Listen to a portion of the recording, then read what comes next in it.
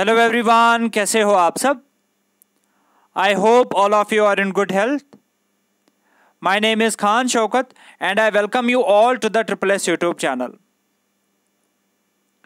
आज हम अपनी एमसीक्यू सीरीज का लेक्चर नंबर 25 करेंगे और आज के लेक्चर में हम फिर से क्वेश्चंस करेंगे regarding the history and generations of computers. ये इस पर्टिकुलर टॉपिक के रिगार्डिंग हमारा पार्ट 2 रहेगा. अगर इसका पार्ट 1 अभी तक आपने नहीं देखा है, आप प्लेलिस्ट में जा सकते हो. लेक्चर नंबर 24 के नाम से आपको इसका पार्ट 1 मिल जाएगा. आज के लेक्चर को स्टार्ट करने से पहले I request you all to subscribe to this channel अगर आपने अभी तक नहीं किया है, and don't forget to like and share the video. तो चलिए हम शुरू करते हैं आज का session, starting with question number 1. In which generation of computers real-time, time-sharing and distributed operating systems were mainly used? आपको बताना है कि हम किस जनरेशन ऑफ कंप्यूटर्स में real time, time sharing and distributed operating systems का इस्तेमाल करते थे.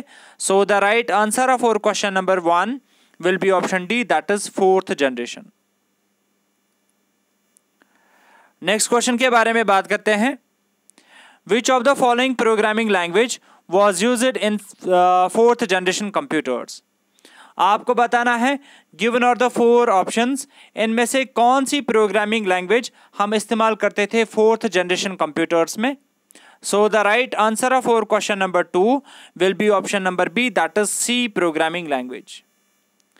सी क्या है? एक हाई लेवल लैंग्वेज है और साथ ही साथ ये क्या है? एक प्रोसीजरल लैंग्वेज भी है. ये दोनों पॉइंट्स आप याद रखोगे. और इसी पैटर्न पे अगर हम बाकी ऑप्शंस की बात करेंगे, फोर्ट्रॉन 2nd से लेके 4 तक ये हम इस्तेमाल करते थे 3rd जनरेशन ऑफ कंप्यूटर्स में. इसी पैटर्न पे हम अल्गोल भी इस्तेमाल करते थे 3rd जनरेशन में, और पास्कल भी हम इस्तेमाल करते थे 3rd जनरेशन में. प्रीवियस क्लास में मैंने आपको ये बताया था. और अब आप मुझे कमेंट सेक्शन में मेंशन करके बताएंगे कि what is the full form of Fortran and what is the full form of Algol. जल्दी से सभी कमेंट सेक्शन में मेंशन करके बताइए. ओके, नेक्स्ट क्वेश्चन के बारे में बात करते हैं. What was the time period of 5th generation of computers? आपको बताना है कि 5th generation computers का टाइम पीरियड क्या था. So the right answer of our question number 3 will be option number D, that is 1981 to till date. Next question के बारे में बात करते हैं. What was used in the 5th generation computers? आपको बताना है कि 5th generation of computers में हम किस चीज का इस्तेमाल करते थे. So the right answer of our question number 4 will be option number C, that is ULSI circuits, यानी कि ultra large scale integration circuits. As it is आपको ये पॉइंट याद रखना है. और उसके बाद अगर हम बाकी ऑप्शंस की बात करेंगे, प्रीवियस क्लास में मैंने आपको बताया था ट्रांजिस्टर्स हम इस्तेमाल करते थे 2nd जनरेशन कंप्यूटर्स में. आईसीज का हमने इस्तेमाल करना स्टार्ट किया था 3rd जनरेशन में, और VLSI का हमने इस्तेमाल करना स्टार्ट किया था इन 4th जनरेशन. ठीक है ना? These are the crux of your generation of computers, और इसी पे ज़्यादा क्वेश्चंस बनते हैं. बात करते हैं नेक्स्ट क्वेश्चन के बारे में. Which of the following generation of computers used parallel processing hardware and AI software? आपको बताना है कि किस जनरेशन ऑफ कंप्यूटर्स में हम पैरेलल प्रोसेसिंग हार्डवेयर का इस्तेमाल करते हैं और AI सॉफ्टवेयर्स का इस्तेमाल करते हैं. So the right answer of our question number 5 will be option A, that is 5th generation. बात करते हैं क्वेश्चन नंबर 6 के बारे में. Which of the following programming language or language was / were used in 5th generation computers? आपको बताना है कि 5th जनरेशन कंप्यूटर्स में हम किस प्रोग्रामिंग लैंग्वेज का इस्तेमाल करते हैं. So the right answer of our question number 6 will be option number E, that is all of the above. आपको पता होगी कि आजकल भी हम सी प्रोग्रामिंग का इस्तेमाल करते हैं, C++ का भी, जावा का भी और .NET का भी. इसीलिए इसका करेक्ट आंसर रहेगा option number E, that is all of the above. Let's talk about question number 7 now. Dash is a low-level programming language in which there is a very strong correspondence between the instructions in the language and the architecture's machine code instructions. आपको बताना है given are the 4 options, इनमें से कौन सी low level programming language है। तो बाकी statement को हमें पढ़ने की भी ज़रूरत ही नहीं है। लो लेवल प्रोग्रामिंग लैंग्वेज कभी हाई लेवल प्रोग्रामिंग लैंग्वेज नहीं बन सकता, तो ये वाला ऑप्शन क्या हो जाएगा, कैंसिल हो जाएगा। और आपको पता है मशीन लैंग्वेज हम किसको बोलते हैं, जीरोज एंड वंस को बोलते हैं, और ये वाला ऑप्शन भी क्या हो जाएगा, कैंसिल हो जाएगा। कंपाइलर लैंग्वेज हमने कभी नाम नहीं सुना है, so the right answer will be option number A, that is assembly language. Assembly language क्या है, लो लेवल प्रोग्रामिंग लैंग्वेज है, ठीक है। और ये वाला क्वेश्चन जो है जूनियर सुपरवाइजर सबऑर्डिनेटर के एक शिफ्ट में पूछा गया था। बात करते हैं क्वेश्चन नंबर 8 के बारे में। The lowest level of computer programming languages, आपको बताना है कि कंप्यूटर प्रोग्रामिंग लैंग्वेज में सबसे लोवेस्ट लेवल क्या हो सकती है। So the right answer will be option number B, that is machine language. और ये वाला क्वेश्चन भी जूनियर सुपरवाइजर सबऑर्डिनेटर के एक शिफ्ट में पूछा गया था। Let's talk about question number 9 now. Which device is used in computers of third generation in place of transistors? आपको बताना है कि थर्ड जनरेशन कंप्यूटर्स में हम किस चीज़ का इस्तेमाल करते थे इन प्लेस ऑफ ट्रांजिस्टर्स। मैंने आपको बताया था कि ट्रांजिस्टर्स हम इस्तेमाल करते थे किस में, सेकंड जनरेशन में, और थर्ड जनरेशन में हमने ट्रांजिस्टर्स के बदले किन का इस्तेमाल करना स्टार्ट किया था। So the right answer will be option number C, that is integrated circuits यानी कि आईसीज। और ये वाला क्वेश्चन जो है जूनियर लैब अटेंडेंट के एक शिफ्ट में पूछा गया था। बात करते हैं क्वेश्चन नंबर 10 के बारे में। How can we execute the machine language, आपको बताना है कि मशीन लैंग्वेज को हम कैसे एग्जीक्यूट कर सकते हैं। Option A says us that it can not be executed, आपको पता है कि मशीन लैंग्वेज को हम आराम से एग्जीक्यूट कर सकते हैं, तो ये वाला ऑप्शन इसका आंसर नहीं हो सकता। वो यूज स्पेशल असेंबलर, असेंबलर किसके लिए हम इस्तेमाल करते हैं, असेंबली लैंग्वेज को मशीन लैंग्वेज में कन्वर्ट करने के लिए, तो ये भी इसका आंसर नहीं हो सकता। It can be executed using separate machine, machine language को एग्जीक्यूट करने के लिए हमें किसी भी सेपरेट मशीन की ज़रूरत नहीं पड़ती है, तो ये भी इसका करेक्ट आंसर नहीं हो सकता। So the right answer of for question number 10 will be option D, that is it can be directly executed by CPU. Machine language क्या कर सकता है, सीपीयू हमारा डायरेक्टली मशीन लैंग्वेज को एग्जीक्यूट कर सकता है, because machine language is made up of zeros and ones, ठीक है। और ये वाला क्वेश्चन जो है जूनियर लैब अटेंडेंट के एक शिफ्ट में पूछा गया था। बात करते हैं क्वेश्चन नंबर 11 के बारे में। Dash programming language was developed by team of programmers at IBM led by John Baucus, ठीक है ना। आपको बताना है कि किस प्रोग्रामिंग लैंग्वेज को डेवलप किया गया था by a team of programmers at IBM, जिसको लीड कर रहा था कौन, जॉन बाकस, ठीक है ना, in 1954. So the right answer of our question number 11 will be option A, that is Fortran. ये वाला क्वेश्चन भी जूनियर लैब अटेंडेंट के एक शिफ्ट में पूछा गया था। अब यहाँ पे सारे के सारे फुल फॉर्म्स को हम याद रखने की कोशिश करेंगे फिर से। मैंने अभी अभी आपको बताया था कि आप कमेंट सेक्शन में मेंशन करके बताइए फोर्ट्रॉन की फुल फॉर्म क्या है, दैट इज फॉर्मूला ट्रांसलेशन, ठीक है, ये तो पता ही है आपको। इसी पैटर्न पे अगर हम कोबॉल की बात करेंगे, कोबॉल की फुल फॉर्म क्या है, कॉमन बिजनेस ओरिएंटेड लैंग्वेज। और अगर हम GUI की बात करेंगे, GUI की फुल फॉर्म क्या है, ग्राफिकल यूजर इंटरफेस। और अगर हम बेसिक की बात करेंगे, बेसिक की फुल फॉर्म क्या आती है, that is beginners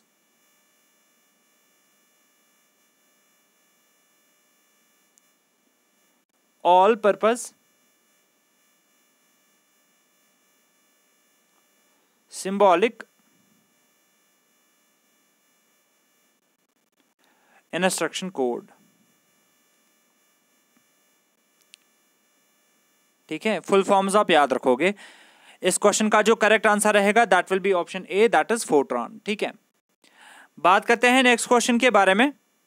question number 12 says us that the evolution of computers to their present state is divided into dash generation of computers based on hardware and software development। आपको बताना है कि evolution of computers को हमने कितनी generations में divide किया है। So the right answer for question number 12 will be option number C, that is 5 generations. और ये वाला क्वेश्चन जूनियर JSA के एक शिफ्ट में पूछा गया था। नेक्स्ट क्वेश्चन के बारे में बात करते हैं। The program written in high level language is referred to as the. आपको बताना है जो भी प्रोग्राम हम हाई लेवल प्रोग्रामिंग लैंग्वेज में लिखते हैं उसको हम क्या बोलते हैं। So the right answer will be option number C, that is source code. और ये वाला क्वेश्चन भी JSA के एक शिफ्ट में पूछा गया था। नेक्स्ट क्वेश्चन के बारे में बात करते हैं। Machine language is written as a string of. आपको बताना है कि मशीन लैंग्वेज को हमने लिखा हुआ होता है as a string of what, zeros and ones। So option number B will be the right answer, that is zeros and ones। और ये वाला क्वेश्चन भी JSA के एक शिफ्ट में पूछा गया था। बात करते हैं क्वेश्चन नंबर 15 के बारे में। The only language which computer understands is. आपको बताना है कि कौन सी लैंग्वेज जो है ऐसी होती है जिसको हमारा कंप्यूटर डायरेक्टली अंडरस्टैंड कर पाता है। So the right answer will be option number C, that is binary language, language of zeros and ones. This is the language जिसको हमारा कंप्यूटर डायरेक्टली अंडरस्टैंड कर पाता है। बात करते हैं क्वेश्चन नंबर 16 के बारे में। What is the name of the first super computer of India. आपको बताना है कि इंडिया का जो पहला सुपर कंप्यूटर था उसका नाम क्या था। So the right answer for question number 16 will be option B, that is Param 8000। As it is आपको ये पॉइंट याद रख लेना है। अब कुछ और थियोरेटिकल पॉइंट्स के बारे में अगर हम बात करेंगे। करंटली इंडिया का जो फास्टेस्ट सुपर कंप्यूटर है, fastest super computer in India, वो कौन है करंटली। मैं यहां पे नाम लिख लेता हूं उसका, दैट इज परम सिद्धि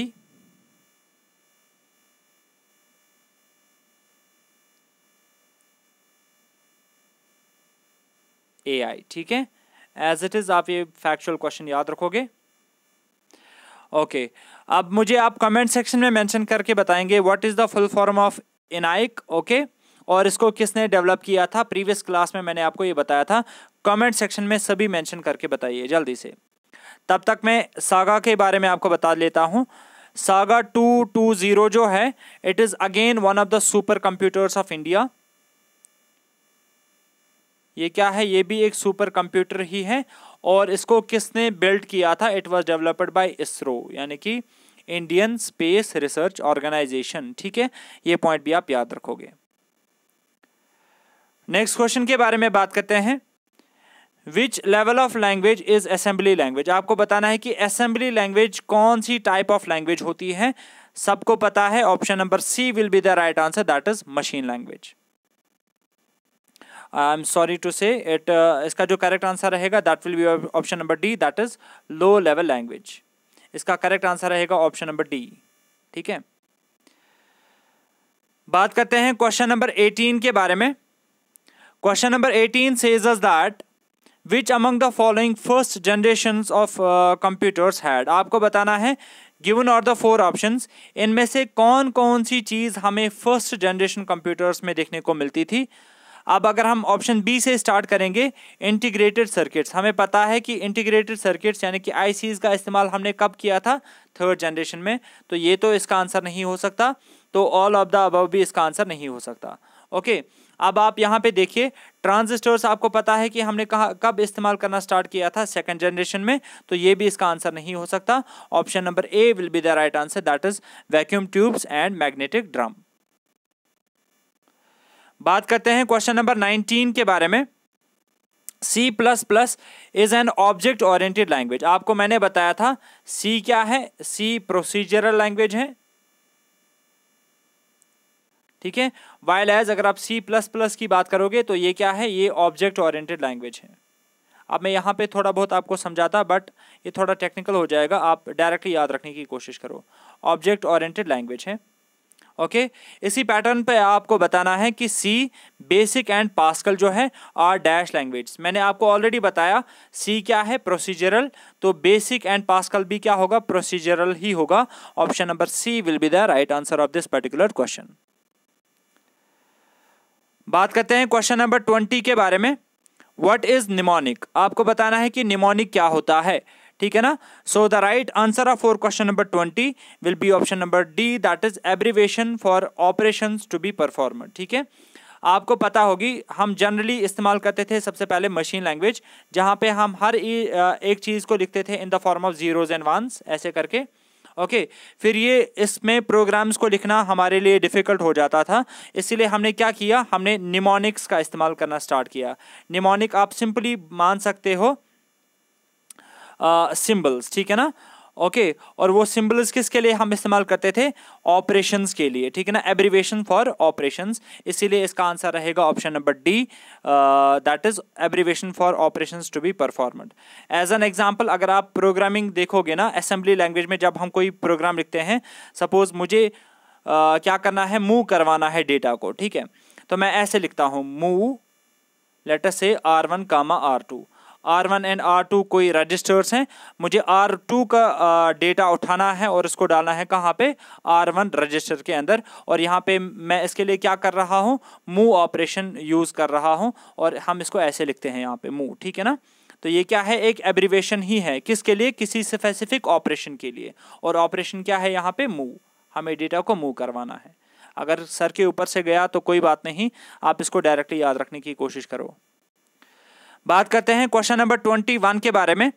विच generation of computers were VLSI microprocessor based, आपको बताना है कि किस जनरेशन ऑफ कंप्यूटर्स में हम VLSI माइक्रो प्रोसेसर्स का इस्तेमाल करते थे। So the right answer of our question number 21 will be option C, that is 4th generation. और VLSI की फुल फॉर्म क्या है, that is very large scale integration circuits, ठीक है, ये पॉइंट भी आप याद रखोगे। बात करते हैं क्वेश्चन नंबर 22 के बारे में। जावा इज आपको बताना है कि जावा क्या है। इतना सबको पता है कि जावा क्या है, हाई लेवल लैंग्वेज है, तो ऑप्शन नंबर सी और ऑप्शन नंबर डी तो इसका आंसर नहीं हो सकता। So the right answer will be option number A, that is Java एक हाई लेवल लैंग्वेज भी है, और साथ ही साथ ये क्या है, ऑब्जेक्ट ओरिएंटेड प्रोग्रामिंग लैंग्वेज है। Option number A will be the right answer. Next question के बारे में बात करते हैं। Which of the following electronic component are not part of integrated circuits, आपको बताना है कि इनमें से किस चीज का हम इस्तेमाल नहीं करते हैं आईसीज में। So the right answer will be option number A, that is vacuum tubes. Let's talk about question number 24 now. Who among the following had developed the basic architecture of computer, आपको बताना है कि इनमें से किसने basic architecture develop किया था computer का। सबको पता है, option number A will be the right answer, that is John von Neumann. Okay, Charles Babbage को क्या माना जाता है, फादर ऑफ कंप्यूटर्स, और इसने क्या दिया था, इसने एनालिटिकल इंजन दिया था, एनालिटिकल एंड डिफरेंस इंजन इसने दिया था, जिसकी वजह से इसको माना जाता है फादर ऑफ कंप्यूटर्स, ठीक है। ओके, ब्लेस पास्कल ने कौन सा डिवाइस हमें दिया था, उसका नाम था पास्कलाइन। और मूरे के बारे में मैं आपको किसी और लेक्चर में बताऊंगा, बिकॉज हम दो मशीन्स का काफ़ी ज़्यादा इस्तेमाल करते हैं, one is known as Mealy machine and Moore machine, ठीक है। नेक्स्ट क्वेश्चन के बारे में बात करते हैं। Which of the following is /r computer applications, आपको बताना है कि गिवन आर द 3 ऑप्शंस, इनमें से कौन कौन सी कंप्यूटर की एप्लीकेशन आती है। यहां से अब हम 2-4 क्वेश्चंस करेंगे regarding the computer applications. So the right answer will B, सबसे पहले हम देख लेते हैं, डेटा प्रोसेसिंग भी कंप्यूटर एप्लीकेशन है, बिजनेस ट्रांजैक्शंस के लिए भी हम कंप्यूटर का इस्तेमाल करते हैं, एंड वीडियो कॉन्फ्रेंसिंग के लिए भी हम कंप्यूटर्स का इस्तेमाल करते हैं। So option number 4 will be the right answer, that is all of the mentioned. These are all applications of computers. बात करते हैं नेक्स्ट क्वेश्चन के बारे में। Super computers are used in which of the following areas. आपको बताना है कि सुपर कंप्यूटर्स का हम इस्तेमाल किस एरिया में करते हैं। वेदर फॉरकास्टिंग के लिए भी, क्वांटम मैकेनिक्स के लिए भी, and oil and gas exploration के लिए भी। So option number D will be the right answer, that is 1, 2 and 3. All of the above are correct. Let's talk about question number 27 now. Notebook computer, desktop computer, handheld computer are examples of which type of computers? आपको बताना है notebook, desktop and hand held computer जो है ये किसकी examples हैं। So the right answer will be option number B, that is micro computers. Okay, और जिनको सिंपली आजकल हम क्या बोलते हैं, पीसी, यानी कि personal computers. These are all examples of personal computers. ठीक है, नेक्स्ट क्वेश्चन के बारे में बात करते हैं. What is used to make computer chips. आपको बताना है कि कंप्यूटर चिप्स को हम किसकी मदद से बना पाते हैं, किस चीज का हम इसमें इस्तेमाल करते हैं. Option number C will be the right answer, that is silicon. बात करते हैं क्वेश्चन नंबर 29 के बारे में. Computers are used in. आपको बताना है कि कंप्यूटर हम कहाँ कहाँ पे इस्तेमाल करते हैं. Homes, businesses, educational institutions, research organisations, medical field. So the right answer of our question number 29 will be option number 4, that is all of the mentioned. हम कंप्यूटर्स का इस्तेमाल इन सभी जगहों पे करते हैं, इसीलिए option number 4 will be the right answer. बात करते हैं आज के सेशन के लास्ट क्वेश्चन के बारे में. MIDI instrument greatly helps people in the entertainment industry in recording music with artificial instruments. आपको बताया जा रहा है कि हम MIDI इंस्ट्रूमेंट का इस्तेमाल करते हैं जो कि लोगों को हेल्प करता है. कहाँ पे, एंटरटेनमेंट इंडस्ट्री में. किस चीज़ के लिए हम इसका इस्तेमाल करते हैं, म्यूजिक को रिकॉर्ड करने के लिए विथ आर्टिफिशियल इंस्ट्रूमेंट्स. अब आपको क्या बताना है, what is the full form of MIDI. आपको बताना है कि MIDI की फुल फॉर्म क्या है. So the right answer of our question number 30 will be option A, that is musical instrument digital interface. As it is आप ये वाला क्वेश्चन याद रखोगे तो होपफुली आज के सारे क्वेश्चंस आपको अच्छे से समझ में आ गए होंगे.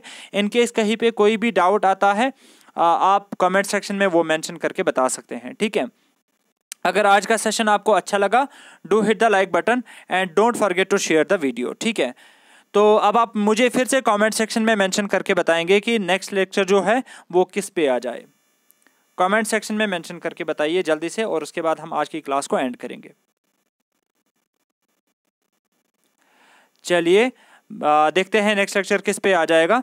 तो अभी के लिए इतना ही, मिलते हैं नेक्स्ट लेक्चर में. Till then take a very good care of yourself. Good bye.